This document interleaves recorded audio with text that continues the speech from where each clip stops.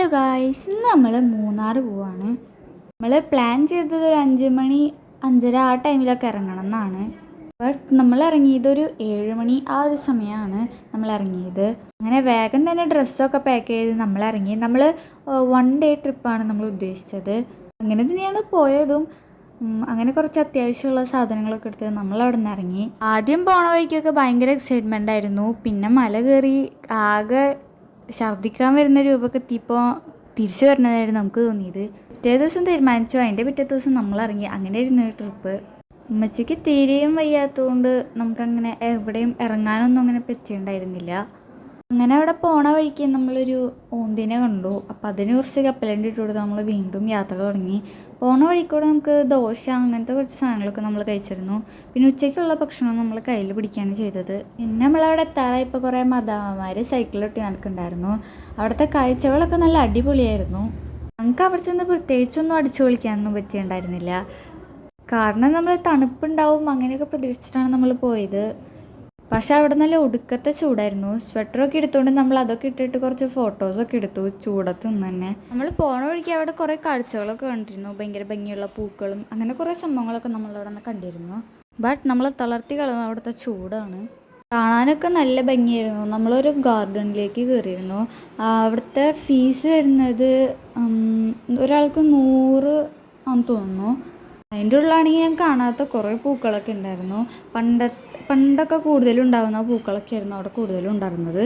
നമ്മളിത് പെട്ടെന്ന് എടുത്ത തീരുമാനമായതുകൊണ്ട് പ്രത്യേകിച്ച് എക്സ്പെക്റ്റേഷനൊന്നും ഉണ്ടായിരുന്നില്ല. എന്നാലും ഉണ്ടായിരുന്നു കുറേ സ്ഥലങ്ങൾ കാണണം, കുറേ സാധനത്തിലൊക്കെ കയറണം, അങ്ങനെയൊക്കെ ഉണ്ടായിരുന്നു. ബട്ട് അവിടെ ചൂടായതുകൊണ്ട് ഞങ്ങൾക്ക് തീരെ സഹിക്കാൻ പറ്റിയിരുന്നില്ല. നീന്നൊക്കെ വെച്ച് നല്ല ഭംഗിയായിരുന്നു. മുകളിൽ നിന്ന് നമ്മൾ കോട കണ്ടിരുന്നു. കോട ഇങ്ങോട്ട് അടിയിലേക്ക് ഇറങ്ങുന്നേ ഉണ്ടായിരുന്നില്ല. പിന്നെ കുറേ പൂക്കളും അങ്ങനെ നേരത്തെ പറഞ്ഞ മാതിരി കുറേ സംഭവങ്ങളൊക്കെ കണ്ടു. പിന്നെ നമ്മൾ ഒരു ഡെമ്മിയാനേനെ കണ്ടു. അവിടെ നിന്ന് കുറച്ച് ഫോട്ടോസൊക്കെ എടുത്തു.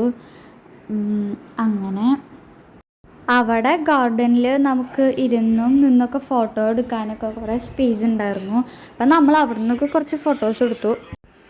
അപ്പോൾ അവിടെ കുറേ ഭയങ്കര പച്ചപ്പുള്ള കാഴ്ചകളും അങ്ങനെ മൊത്തം നല്ല അടിപൊളിയായിരുന്നു. ഊട്ടിക്ക് പോയത് കുറേ വെറൈറ്റി ടൈപ്പ് ഫ്ലവേഴ്സും സൺഫ്ലവറും റോസിൻ്റെ ഒക്കെ കുറേ ടൈപ്പ് ഉണ്ടായിരുന്നു. പിന്നെ അവിടെ ഐ ലവ് മൂന്നാർ എന്നൊക്കെ എഴുതിയിട്ട് എന്തൊക്കെ ഉണ്ടായിരുന്നു.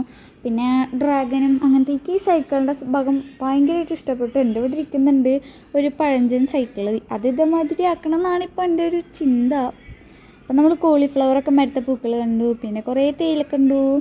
അവിടെയൊക്കെ കാണാൻ ഭയങ്കര ഭംഗിയായിരുന്നു. അടിയിൽ നിന്ന് കോടയും ഒക്കെ കാണാൻ നല്ല അടിപൊളിയായിരുന്നു. ഒന്നും പറയാണ്ടായിരുന്നില്ല. ഇതിപ്പോൾ അതൊക്കെ കാണുമ്പോഴേക്കും നമ്മൾ അവിടെ നിന്ന് കൂവായിരുന്നു. പിന്നെ അത് ആ ഒരു പോർഷനിൽ മാത്രം എന്തോ വെളിച്ചം നിൽക്കുമ്പോൾ എനിക്കത് കുറച്ച് ഭംഗിയായിട്ട് തോന്നി. അങ്ങനെ നമ്മൾ അവിടെ നിന്നും യാത്ര തുടങ്ങി.